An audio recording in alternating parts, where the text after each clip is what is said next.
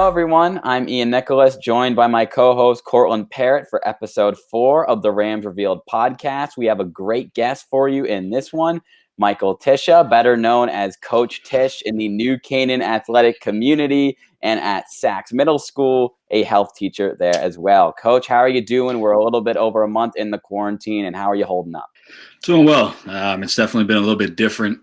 Obviously, very unique times that we're going through. I feel like a lot of the teachers are starting to become a little bit more adapted to what we're doing finally. We're starting to do some more meetings with students and, just trying to keep that social connection piece going. But it's been good, doing a lot of meetings within our departments, meeting with Mr. Orlando and Mr. Adams pretty frequently, and, just trying to stay busy.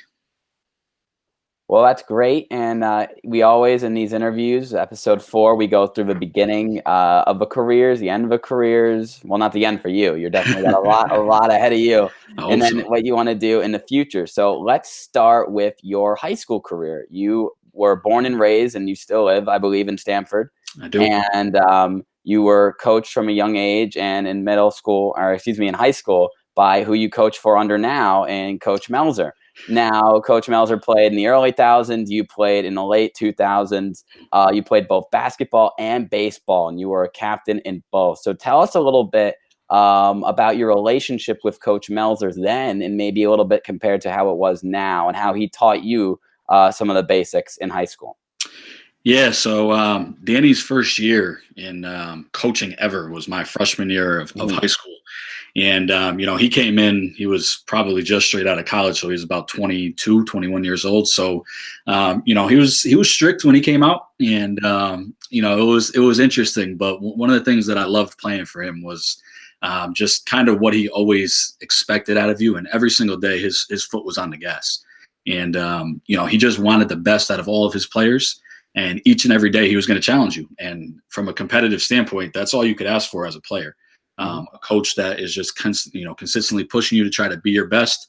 And I learned some of those little subtle things that he did. And, he really helped me become the player that I ultimately became in high school, because, I wanted to play for someone that was going to push me. I wasn't the strongest. I wasn't the fastest, clearly not the tallest athlete.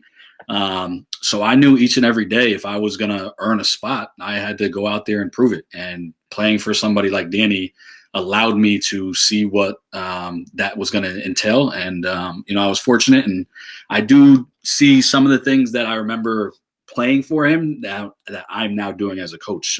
Some of that intensity that you guys, I'm sure, see on a pretty frequent basis.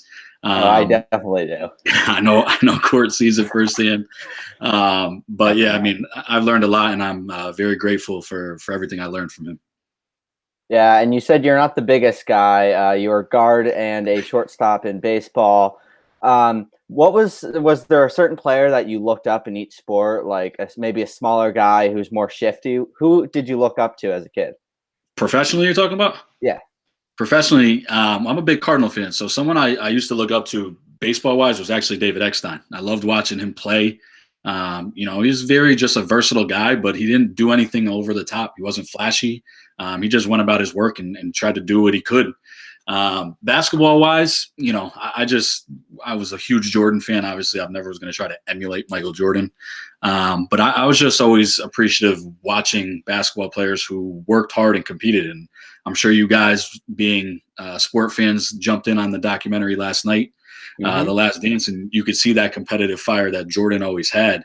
And as a kid, I kind of looked at those things to say, man, this guy never wanted to lose. And those are certain things that I wanted to put into my game. I knew I was going to be limited with, my size and whatnot, but I knew that if I could compete and give everything I had from start to finish, that I'd be all right. Well, that's really great to hear.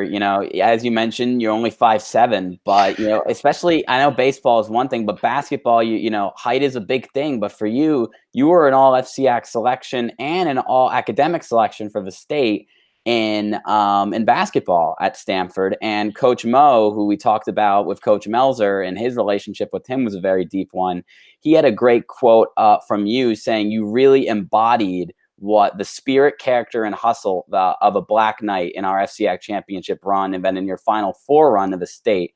So Coach Meltzer dove in on his relationship with Coach Mel, but what about your relationship with him and how it grew over the years from the start of your high school career there as a basketball player towards the end? Yeah, I had a relationship with Mo even before I went into high school. A funny little story about him was he had a business where they were doing landscaping, and they actually did landscaping outside of my house. And I had a basketball hoop outside of my house. And I remember in about 7th or 8th grade, Mo coming up to me after he was done working, and he watched some of the drills I was doing, and he helped me do some different things and some other drills. And he basically said to me, "I know you're coming to Stamford High, so I'm gonna be interested to see what you end up having, when you get here." So I kind of had that relationship with Mo before I even got there. And then when I came in, I got a little bit of playing time my freshman year. I scored my first varsity basket as a freshman. And then my sophomore year, I was kind of thrown into the fire. Our varsity point guard went down with an injury, and we were limited. And Danny basically went up to him and said, "Listen, I think Tish can do it." And our first game, my first start of my varsity career, was at home against Kobe Cathedral, who was a very fast-paced team. And the first 4 or 5 possessions of the game, I don't think I got the ball over half court. And I'll never forget, Mo looked right at Danny after about my 5th turnover in 2 minutes. And he screamed at him, and he said, "Your boy's not ready." And, I went over to Danny after I got subbed out, and he basically pulled me aside, was like, "Listen, this is a learning curve for you. You're gonna get back out there, and you got to make the next play." But those were the things that Mo always tried to do for me as well, was try to just fuel me. He wasn't going to let me lay back on things. He was going to push me to try to get the best out of me, and it did. I learned from the mistakes that I made, and ultimately became a 2-year captain my junior and senior year. Wow. Yeah, that's kind of influential to see how Coach Mel has changed both your life and how kind of Melzer plays a role into that, of giving you that opportunity and saying, go out there and get it yourself, which playing for you for a bunch of years, I've understood that you kind of still carry that mindset, get the opportunity and go take it. So it's interesting to see how that kind of came from Melzer and you still have that today. Yeah, absolutely. And I think as a young player, it's something that, like I said, it's something that fuels you and that you want. I don't think many athletes want a coach that's just going to lay back and say, go do what you want.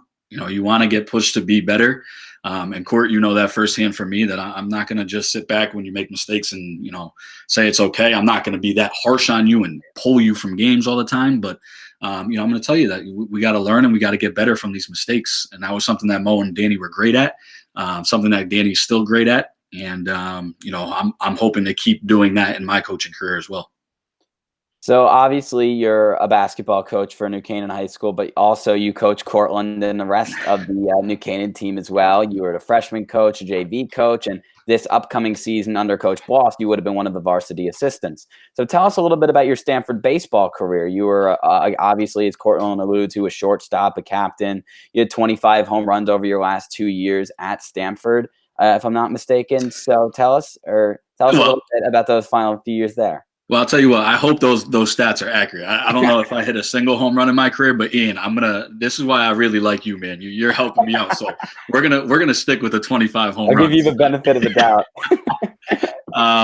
Yeah, my baseball career at Stamford High, my sophomore year, I was what they call basically a floater. I would start on JV, and our starting shortstop on the varsity program was a senior who was our closer as well. So what would end up happening is I would get a call to come over to the varsity field for the last couple innings in case they had to bring in our shortstop to close games. And as a sophomore, I had those nerves, and they definitely got to me. I cost us, I'm not going to sit here and lie to you, I cost us some games as a sophomore where I made some pretty big errors.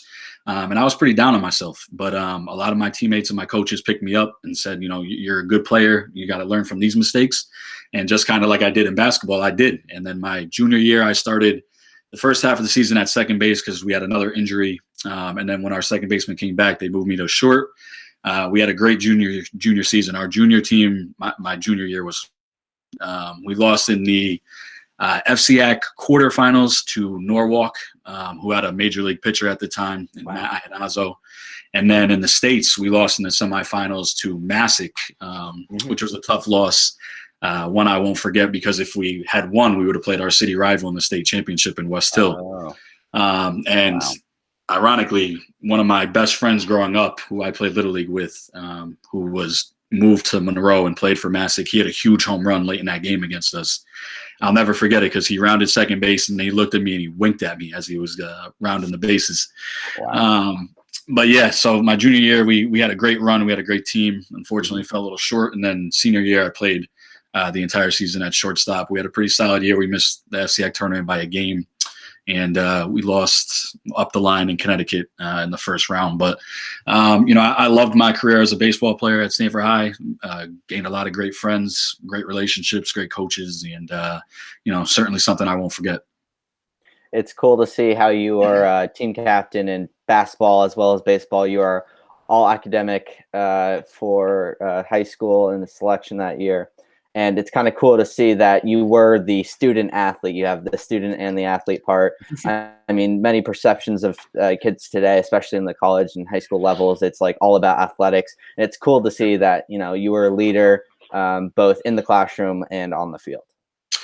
Yeah, that was something I took a lot of pride in. Obviously, my parents held me to a standard like that. My parents weren't going to sit there and, let me fail off teams or anything like that. So obviously I have them to thank for those things. But yeah, I wanted to be a role model for people. I wanted to be a role model for the underclassmen. I wanted to show them what it took and what it was like. Academics is the number one priority. There's no doubt about that. I tell our guys that all the time. And obviously my number one job is a teacher. That's the number one goal for me. And I try to roll that over into coaching as well. So, academics is a big thing for me. And it was something I took a lot of pride in. And speaking of, you still have pride in academics now, obviously, as a health teacher. It's very important to you. And talk to us about the challenge that you have been presented with so far of getting the SAC students that health message. And I know you and Miss Orlando every day, I see it on Twitter, the SAC's health teachers videos. Tell us about how you two came together on that and how you've grown the health, how has health worked in quarantine. Yeah, so it's been a little unique with all this stuff. We have our basic setup on our Google Classrooms where we have check-ins with kids. We'll do little meetings here and there, and then we'll post assignments, and we'll obviously be answering any questions. But you see the wellness videos every day. That was something that Jonathan Adams and our principal, Mr. Gussage, came about, and basically it rolled out as something that was only going to be for a couple of days because we didn't think we were going to be in quarantine for as long as we are. And now it's turned into the entire alphabet, and we're actually going to be done with the alphabet this week. Wow. And we're starting something new that I won't ruin the surprise just yet, but you guys can be looking out for the newest change that we have coming. But yeah, it's been a challenge. We get a lot of questions from students about the COVID epidemic right now and kind of how it's been going and what they should be expecting, what they should be doing. And basically we've been giving them what the CDC and the basic guidelines are. Stay inside, stay with your social distancing. We really preach hand washing pretty consistently. And those are the things that we're telling people to rely on. But I also feel like we have a lot to do in terms of mental and emotional health, because a lot of times kids, when they're locked inside, they struggle with trying to handle a lot of different situations. They're always inside, they're struggling. So we're trying to incorporate a lot of different things to keep kids mentally and emotionally healthy and happy and safe. And I think we've done a pretty good job to this point. Definitely. Yeah, it's very entertaining, even as a senior, to see kind of like those fun videos to kind of bring the light when I'm just sitting at my desk. And then moving on, you went to Eastern Connecticut State for your undergrad studies, and then you went to your Southern Connecticut State for your postgraduate studies, where you got your teaching degree. How was the transition to college? I know some people struggle with the amount of workload. You were, like we said before, an all academic. Were you just dive right in? Did you do some sports? What was that life like? Yeah, so academically, I thought it was a pretty smooth transition. I thought college, in college, and you guys will see this as you go, you have a lot more downtime. So you have a lot more time to get your work done. And I was very much an organized type of worker. So I would have a to-do list, and I basically said, I'm going to get all this stuff done before the weekend, so I have some time to myself and my roommates and whatnot. And I was really ahead of all my work. So that's how I kind of went about that. In terms of athletics, I went to Eastern to play baseball. That was my number one goal, and I walked on. And my freshman year, I made it through the first 3 rounds of tryouts, and I was down to the final 4 kids. Mm-hmm. And ironically, me and my soon-to-be college roommate were the last 2 cut as freshmen. And it was something that I looked at, and it was hard to see, but at the same time, my mindset kind of going back to academics was, I'm here for school. I'm not here for athletics. It would have been great to be on the team, but I wasn't really all that devastated, because I knew, again, I'm here to fulfill my role as a college student and try to make sure I set myself up for the right path in life.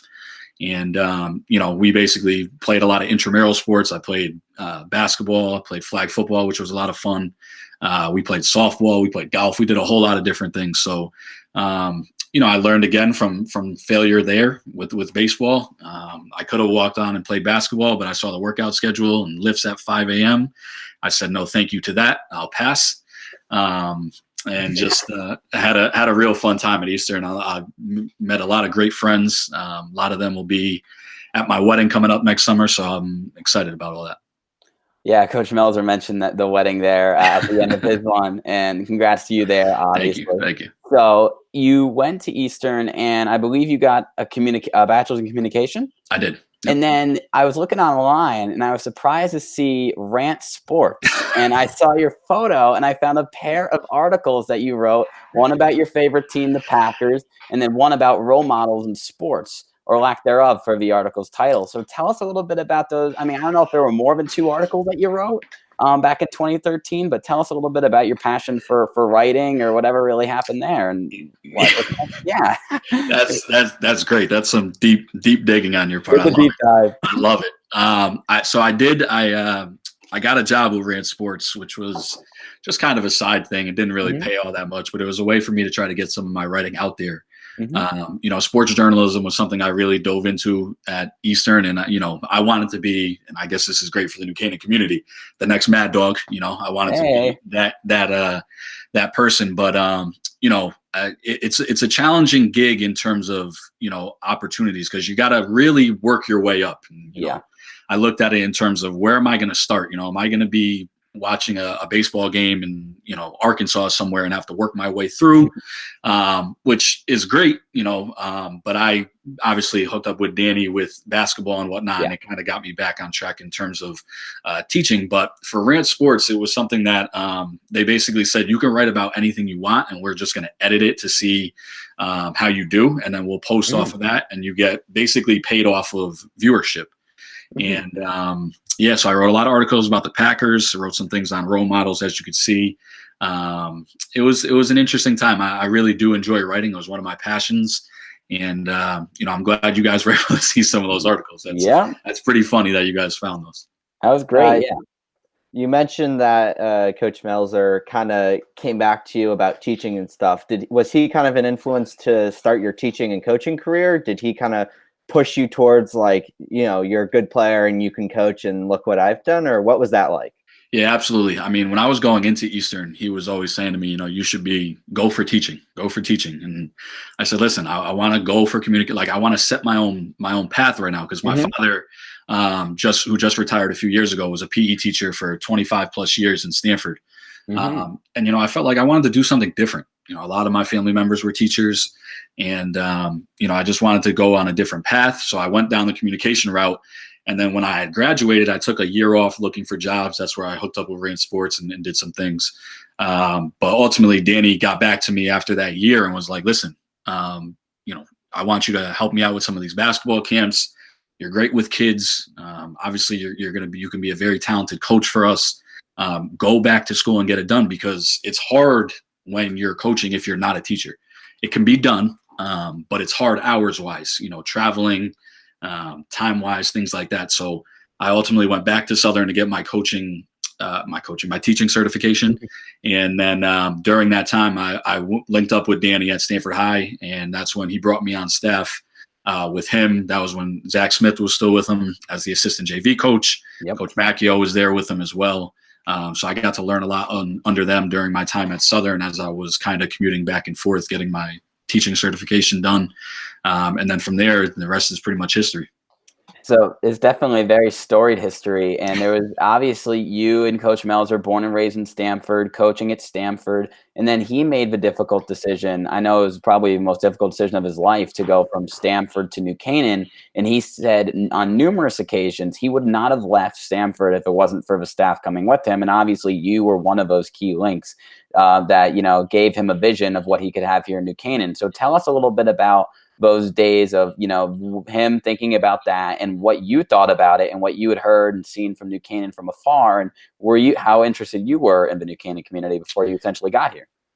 Yeah. I'll never forget when Danny actually reached out to us about the possibility of teaching and coaching at New Canaan. Mm-hmm. And he did say just that to us. He said, I will not do this without you guys joining me.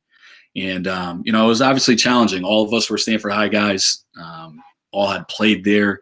So, to leave there after playing and then coaching, it was definitely challenging. But, I think in the long run of everything, in the grand scheme of things, Danny was looking out what was best for his personal life and his family life. And he made the right decision. And, I thought it was one that when I looked at it, I always thought, well, what's my role? Could I be the next head coach at Stamford High? Is this where the transition period is going to go? But ultimately, I felt at the time, where I was with my coaching career, that I wasn't quite ready for that. Mm-hmm. And I wanted to continue to learn and continue to kind of work my way through the ranks. So I figured jumping back on with Danny at New Canaan would be great. I obviously knew about the town of New Canaan and how great of a town it was. And I obviously dreamed of teaching there, because that was something that would be great to teach in such a district like New Canaan that is so highly thought of. Yep. And it was a pretty easy decision on my end. I told them, listen, I have your back with everything. And, you've been one of my biggest role models. You've been like an older brother to me. So it was easy for me to kind of jump on with him. And, I'm glad we did. Great. And you said you were working with Meltzer, and as he came over, and this past season, you were the head basketball coach for JV as well as an assistant on varsity. We always see you on the sidelines, very adamant. You have those pants that you always bring out for special games, which is always fun to see.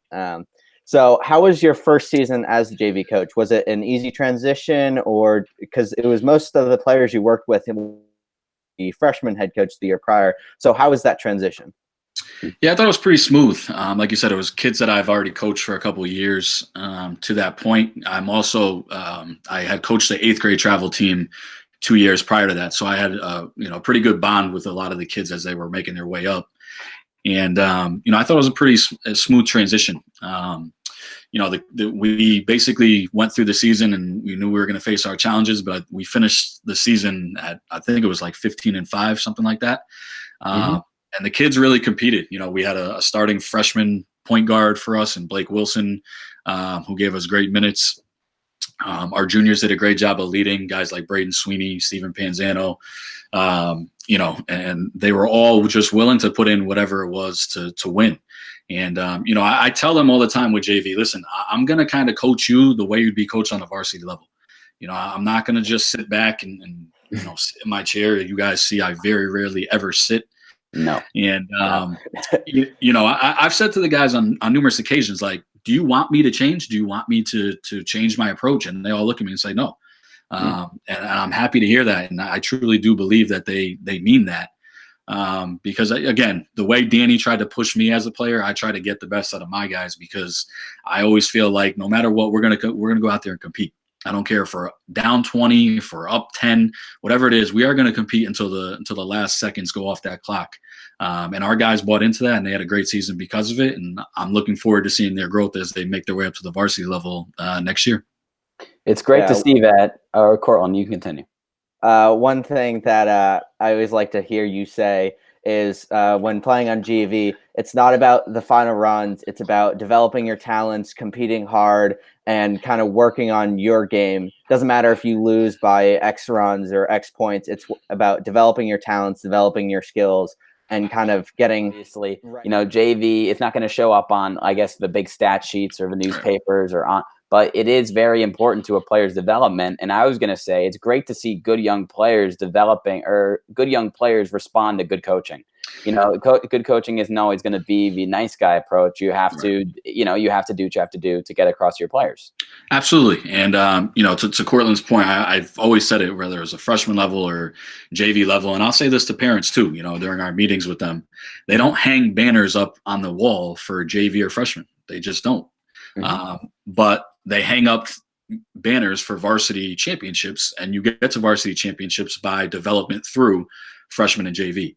And that's what's most important. And, the passion that you guys see me have on the sidelines, I think at times people could watch me and just be like, man, this guy's a lunatic.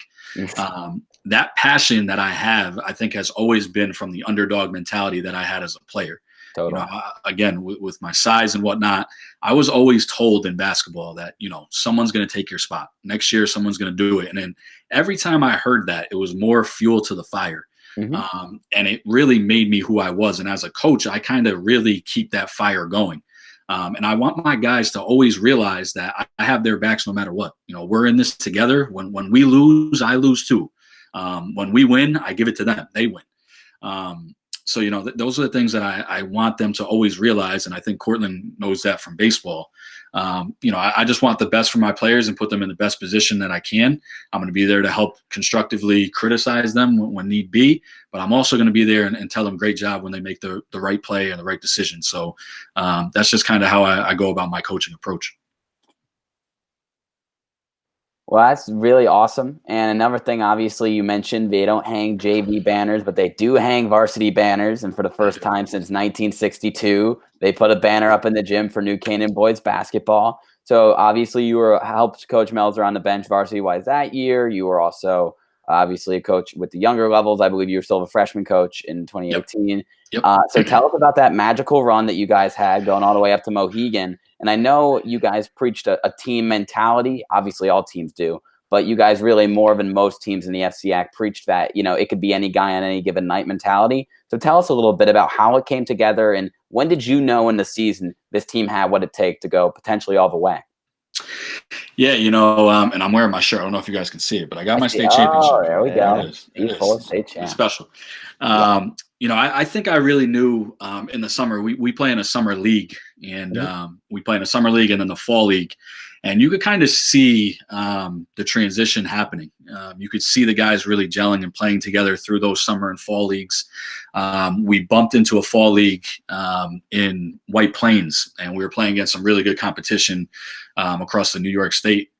And our guys were competing against them. Our guys weren't backing down. And I think a lot of it had to do with the senior leadership that we had on that team. Our senior class during that stretch run was just remarkable. Guys like Matt Brand, Ben Sarda, Luke Ramboya, Jack Richardson, Ronsky, Connor West, those guys really just embodied what a team's all about. They always hung out together. They always included the younger guys, and they just wanted to win. And every single time we practiced, they competed. They held each other accountable. They held the younger guys accountable. And those are the things that really successful programs are able to do and are able to sustain. And that's something that we're trying to continue to sustain as we go. But that season was remarkable. Obviously, the McAleer shot against Stamford High. Hopefully, Coach Smith isn't watching this right now. But that shot kind of get us going. And then obviously Gibbons hit a huge shot against McMahon in a game that was just crazy. That game was something else. And we obviously had some great games in the state tournament. We had a really challenging game with St. Joe's, what we knew was going to be a tough test. And then Mohegan Sun was something else. We had such a great time going up there. We had the team meal before the game. And we stayed in the hotel the night before that as a group. And, that team was just a special group. I have a lot of great relationships with a lot of those seniors who I'm still in contact with now. And those things I don't take for granted as a coach. Those things are real special when you have those bonding moments with players outside of school when they're done. And that group is one to certainly remember. I know when you walk into that gym, you can look up in the banners and no one will ever forget that team. Nope. Hopefully we can hang up a couple more in the next few years too. Definitely. Yeah, and moving back to your personal life, you're a huge sports fan, which Ian will cover in a second. You also pretty good at golf. I've known. You placed third in the Stanford Amateur Golf thing back in 2017. You're also a massive Packers fan. How has golf and other sports kind of helped you with coaching? Golf is more of a personal game. Have you kind of related anything mentally back to any other sports? Yeah, I mean, when you look at it, golf in particular is a game that's obviously more solo. You got to really have a strong mindset to be a good golfer. And, I've had my moments out there on the golf course where, your temper might get the best of you and you end up letting one shot turn into 3 or 4 bad shots after that. But playing in sports like that does kind of help you overall as a person, because you realize that, listen, it's the next play mentality. It's the next shot mentality. And those things I try to preach as a coach as well. That in court, you could definitely second this statement. If you make an error or you get picked off or you strike out, it's, hey, keep your head up. It's the next play. Yep. It's the next play. It's not going to end. This isn't the be all end all right now. So those things I kind of learned as I play sports, as I watch sports. And those are, when I watch athletes, those are the kind of athletes I really appreciate watching, are the guys that can make the next play. My dad's biggest celebrity fan person is Brett Favre.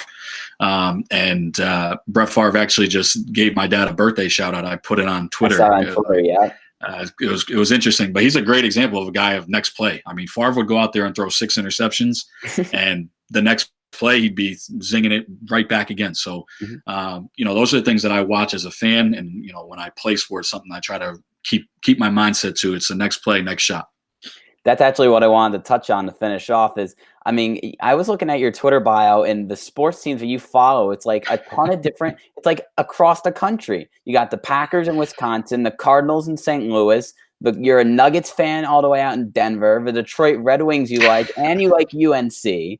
I'm not even going to ask how you got all the different allegiances, but I do want to touch on the Brett Favre thing, because I know you and your dad's relationship with sports was a big one, and that's why you're a Packers fan, obviously, because he is. Yep. And tell us about that video. How did that video message come together?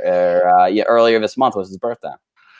Yeah, so my brother-in-law reached out to me, and he said there's this site called Cameo where athletes and celebrities will send a message for birthdays or whatever the occasion might be. So I was like, man, that'd be great. My dad, obviously growing up, was a Packer fan through the Lombardi days and whatnot. And I was like, man, this would blow him away if he got a message like that from someone that he always idolized and watched. And he was, the video of him opening it was special, and it was great to see. But yeah, I'm a fan of all different sport teams. I get a lot of heat from the coaches. We have a coaches group chat, and Coach Smith, Coach Arango, Coach Macchio, Coach McAteer, all of them are always like, man, like, why can't you just root for anyone? Like, I won't root for the UConn Huskies. So, people get on me for that too. But, I have a story behind each of my teams. I won't keep you guys here for the next hour telling you about it. But just needless to say, I'm a diehard fan of all those teams. Awesome. I've had fun learning a little more about you. I've known some of your general story, went to Stanford, all this from coaching, but it's really to see how you took your playing mentality and how you were as a player, transitioned that into teaching and coaching and in general life. Ian, do you have any final words? Well, since I was never coached by you, I will definitely want to get that part 2 on all the allegiances to your sports teams. But as you mentioned, we do want to, make sure the viewers aren't going crazy here. But I'm definitely very interested in how big sports has played a role in your life and now how it's brought you to New Canaan. So thank you so much for coming on, Coach Tish. Thanks, guys, for having me. You guys have done a hell of a job. I've been watching all the interviews you've done, and that whole entire NCTV crew. We're very fortunate for all the coverage you guys bring for us. So thanks for having me. Thank you so much. Thanks again. We just want to remind all the people viewing this to follow us on Twitter, subscribe to our YouTube channel, and keep in touch, because on Thursday during the first round of the NFL draft, we will be doing a Beyond the Whistle live stream where we basically talk a bunch of sports. So keep that up. Thanks again for Coach Tish for joining us, and we'll see you guys next time.